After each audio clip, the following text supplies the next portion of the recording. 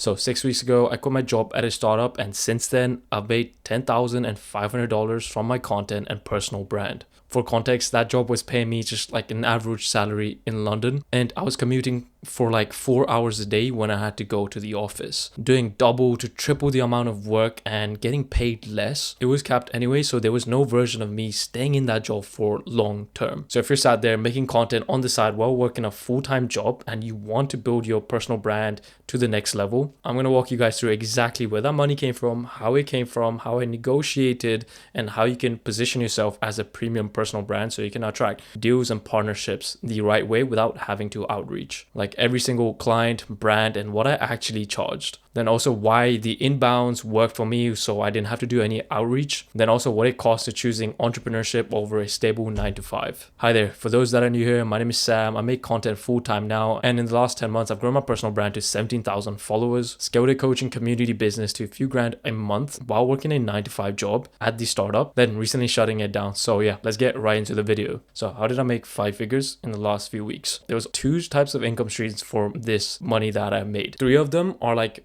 brand partnership content, so that goes on my personal brand so my audience can see it and other brands can see the content as well. And I'm charging between 1 to 2k per video for the ones that go on my public profile, and I'm doing one UGC partnership with one of the biggest AI companies. I cannot state exact how much, and that's paying me 1 to 2k as well. And so what UGC content is basically content that doesn't go on my page, it just goes on ads. So the brands run it as ads. So that's that. I have 3 recurring partnerships and 1 recurring UGC deal with one of the biggest AI companies in the world. And yeah, so those are my main income that's allowed me to make 5 figures in like just over a month after quitting my 9 to 5 startup job, which is insane. So yeah, there's 2 types of income streams. It's brand partnerships and UGC, recurring one as well. So UGC, that doesn't go on my profile.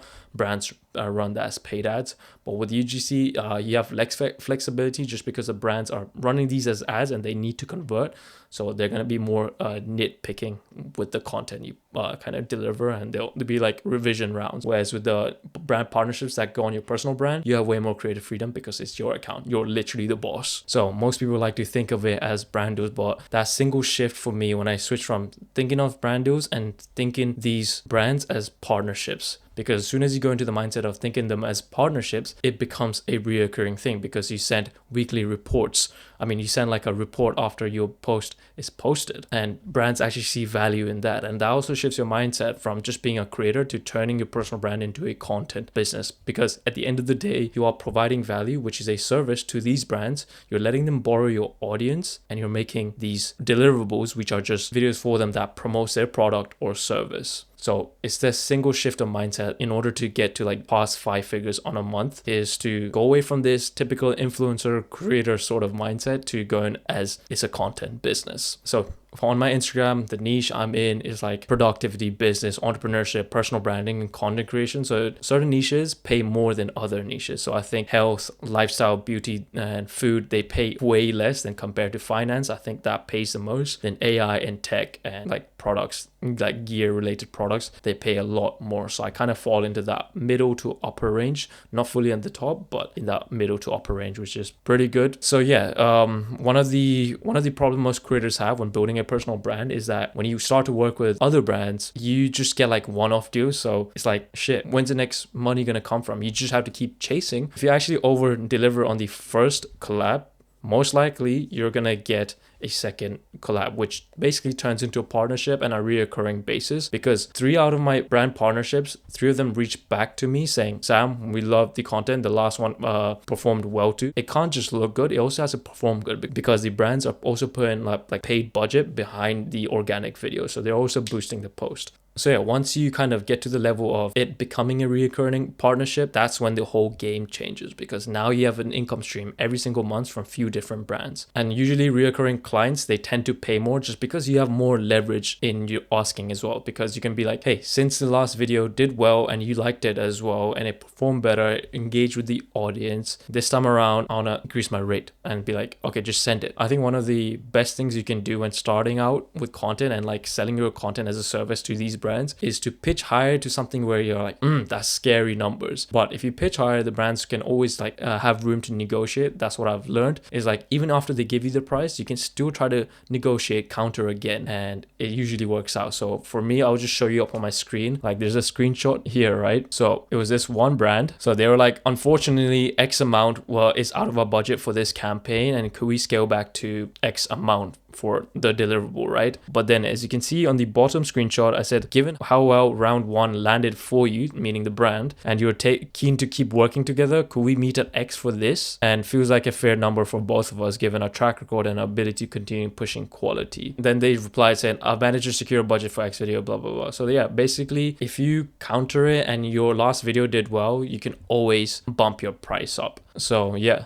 And there's another one. So the first one, usually how this went was they gave me 50% upfront and 50% after delivering and posting the content. On the second time around, I didn't ask for a 50% upfront and I just over delivered on the content. So I was like, no worries, great working together. Again, since the last collab went really well, you want to show the brand that, tell them, remind them that the last collab went well. And I didn't ask for the 50% upfront.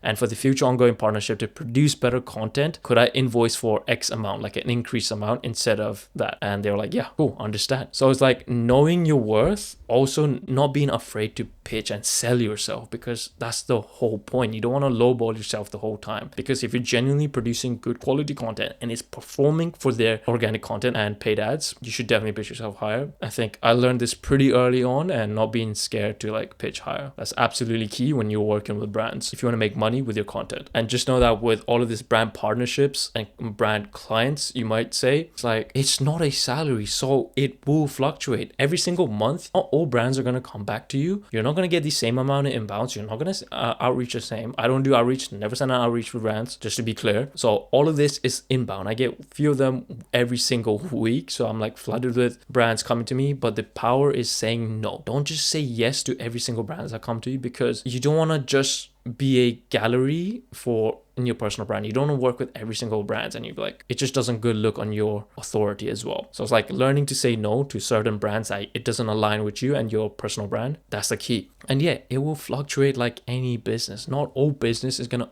earn the same amount of revenue and take home profit every single month. Some months it's going to be lower, some months it's going to be same average, some months can be really high. And that's the beauty about content and personal branding and like just business in general, because the ceiling is limitless, right? You can earn way more, whereas a 9-to-5 stable job is capped. So that's the beauty about doing entrepreneurship, especially content as a business, because it's a very lucrative deal. And this is me at like micro level personal brand. I don't have 50k followers, I don't have 100k followers, right? And I only have 17k now, and I'm still able to charge thousands of dollars per video, which is insane. So imagine creators about 50k, 100k followers, they can charge 5 figures for a single video. So if you're going into this, I would highly encourage you to, this is what I've done. If I wanted to grow quicker with my personal brand, is experiment, detach from the numbers. I was doing that a lot in my early days, and like posting daily, that's when I grew the most. And you don't want to stop experimenting with formats, content ideas, and like keep doing it and be relentless with it. Eventually brands will come to you. Now you know all the money, the income streams, how I've earned my money from my personal brand and this content. What was my story? So my story literally was 19 months ago, I started working at a startup in London while I was 21 years old, and my role was at growth, so marketing. So I was handling all of the long form content, short form content, and I was like creating all of them myself, and also managing like these micro creator ambassador accounts and clipping campaigns. I wasn't doing influencer marketing, but I was doing other creator marketing, where I had to manage like 50 plus creators, posting content for our company. And yeah, that was really my role. I was just overseeing the social media, like head of content basically, and doing everything related to content, which was really good for my experience, just because I know myself as a creative person and usually might not be good with like being operator. So that's something I learned, to be operational, learn systems, and just expand my kind of worldview on how everything works at scale. So it was a really good experience. But the moment I knew like I needed to like kind of leave the job was when at the end of last year, 2025, my community business hit few grand a month while I was like running the 9-to-5, right? It was doing a few thousand a month. And I was like, yo, I could be doing this for like full time. And I was like, yeah, okay, I'm going to quit. And it happened. But then it wasn't easy because during that period for like 4 or 5 months, we had some personal like family stuff going on where I wasn't able to quit fully. So I waited it out. During that time, something happened to me mentally and I just wasn't feeling it, and I closed down that community business. But I knew ever since I got the startup job, it's like, this is just temporary. I'm just going to use this to fund my content, my personal brand and business. So I was just making content on the side, which was kind of good too, because I didn't have to stress about money, where the next month money was going to come. I just did the job.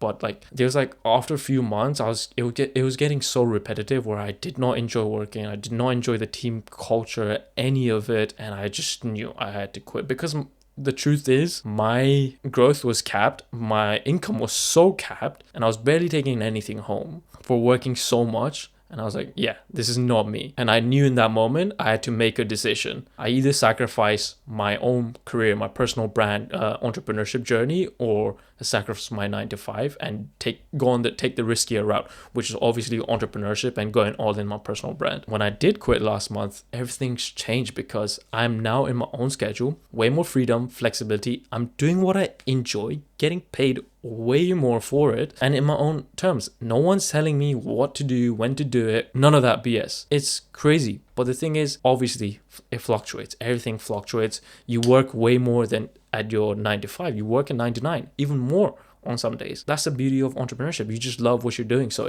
the time just goes like this. And the thing is, before I quit, and this is I highly recommend this for anyone, before you quit your 9 to 5, whatever job you have, corporate, startup, whatever it is, have some results. Because me quitting my job, I already had tons of results. I was already making a few grand with my business. I already had experience. I already had a personal brand, which most people don't have before quitting the job. I had like 15,000 followers before I quit my job. So I had leverage. I had an edge that most people didn't. I had real skills that I was getting paid for in my job already. So if you don't know what business to start, ask yourself, what job are you doing right now? And just do that as a service online. That's it. It's simple. So content was my skill. Video was my skill. Marketing, branding, those were my skill. And now I'm doing that on my own terms. Yes, you make X money, like me making all of this money, 10.5 grand. This is not factoring in the taxes and other expenses. So yeah, it might look cool and stuff, but at the end of the day, when you're self-employed, 10 grand in a month, it's not actually that much. I know it sounds crazy to say, because this was me 3 years ago. I was like, yeah, I want to make 10K a month. And now I'm here. I hit it. Nothing's changed. I'm still doing my day-to-day. I'm still working, but it's allowed me to think bigger. Just life is all, and I'm out to do a bit cooler stuff. So yeah, that's that. Now moving on to like why brands came to me, and I never had to send a single email, DM outreach to brands that I wanted to work with. And factor in, this is me under 20K followers getting paid this much, and brands all coming to me. And it was all about positioning. So instead of just talking about general surface level stuff to your audience and making content about it, have few content pillars, like three content pillars that you talk about and you're already good at and you're passionate and experienced about. For me, it was like storytelling, content creation, because videos, that's all I did when I was a kid. That and personal branding, sharing my journey and documenting my startup growth as well. So I was showing the behind the scenes. But what separated me was my unique perspectives that I brought into my talking head content. Was like, I wasn't just saying what everyone else was saying. I was putting in my own worldviews, tying in my story, relating to the audience where brands would come into, like, yo, his audience is engaged and relates to it, and he's got unique perspective. Also, my content actually looks premium because the way I edit, I do the basics really well. I don't over edit. I have good lights and cameras and just looks very cinematic content, right? So the production quality is already there. The things I say in my content is already valuable and it's engaging. And one thing, if you want to work with X brands, just make the content those brands organically post about. That's it. And that was what I was doing. I was like, okay, these are the brands I want to attract. I'm going to make similar videos that they already paying their creators. And I just did that. So that's the simplest thing you can do to attract the brands you want. I never had to do outreach because my content was the sales system. Everything I just said, the premium positioning, the premium content, the production quality was the sales system.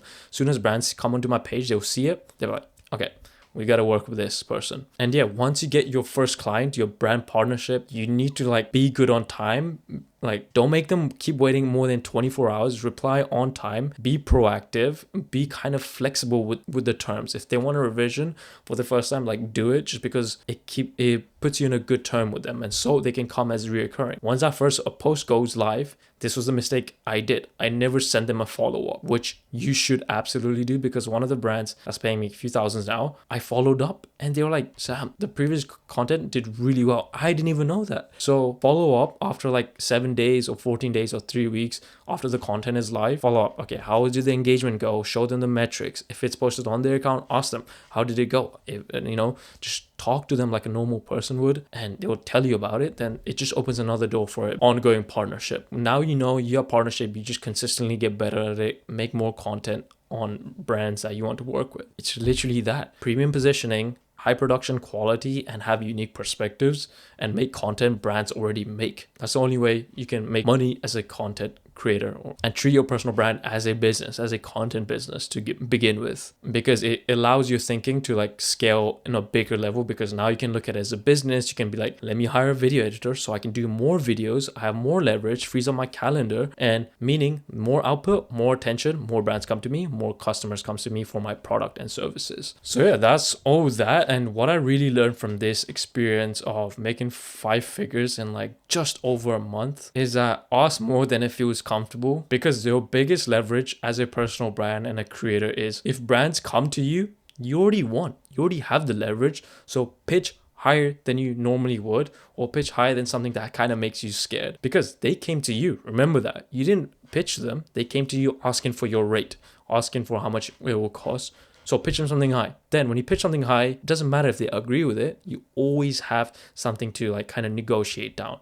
Instead, if you pitch something low, you don't really have a way up. Whereas if you pitch high, you can always negotiate down. Let's say if you want to land a deal partnership for like 2K a video, maybe pitch 3K or 2.5, and you always have room to negotiate. So that's one thing. And walk away if needed. If the brands keep trying to lowball you, walk away. Your biggest power is saying no. Another thing people overlook when wanting to make money from content is consistency. Think about it. If I'm a brand, if I'm a big brand, why would I want to partner up, invest in a creator that barely posts, barely shows up for the audience, barely is active, who posts maybe once a week or once in 2 weeks? Why would I want to invest in that creator? I want to invest in someone who's active, who posts consistently and shows up in front of the audience, so it's already warm and engaged. Because at the end of the day, as a brand owner, I'm investing, I'm borrowing their audience for my own product and services. So that's the literal like mindset shifts most people don't have. Go the extra mile and just like follow up with the numbers, because I think most creators don't do this. Once the post is live, 7 days after, send them the metrics, send them how it's going, just like talk to them, ask about it. If the brand posts on their page, ask about the numbers. How did it go? And that just opens the door for the next possible partnership and make it into reoccurring. The cost of choosing entrepreneurship over a stable 9-to-5. What is it? I think one of the main things people fear is the instability. Of course, like every single business, you're not going to earn the same amount every single month, every single day, week, year. It's going to fluctuate. It's going to be really high. It's going to be low again. It might dip. But that's the beauty about it. You choose what you do, you choose what you love, and you're getting paid for it. So that's instability, but you can also control that instability by doing more, having more output, and learning systems. And another thing most people don't talk about when building a personal brand and treating content as a business is like making content for the brands and also making content for yourself. So it's like having the right balance between, and especially if you're a solo team right now. I'm a solo team right now. I did my videos, script, all of the posts myself. So it's like making content for the brands and also having time to make content for myself and post on my brand account. And that can be a challenging thing, but that's something fixable by just delegating, which I should be doing in the future. I definitely will, having a video editor to kind of edit my videos so I can output more. That's another thing. Then you're at another cost of being in the entrepreneurship space is just being sat on your desk for a majority of the day. Apart from going out, eating, training, and like every now and then social events, but you're just going to be on your desk, on your laptop, on your computer, just working. But I love it, to be fair. And I've been doing this for a few years now. Since I was in university, I was just like doing online side hustle stuff, learning content. I was just putting my hands on everything. So I think I would say me choosing my desk over partying and social events on the last 4 years is definitely worth it, because I'm way more ahead than anyone around me. And I know 10K a month is like not even that much. It's not crazy because I know there's people making way more, but it's a start. It's a start, and I'm really grateful for it. All right. If this video was helpful to you guys building personal brands, I would love to get to know what you guys think, what you want to see in the comments below. And also, if you really found it valuable, insights from the video, don't forget to leave a like, comment, and subscribe. But yeah, hopefully you guys enjoyed it, and I'm going to be uploading every single week consistently. I'm staying to my word. Hopefully you guys kind of keep me accountable as well, since I'm saying this now. But if you did enjoy this video, please leave a comment. That would mean a lot to what you want to see next, how I can improve the videos, and also leave a like and subscribe. Ciao.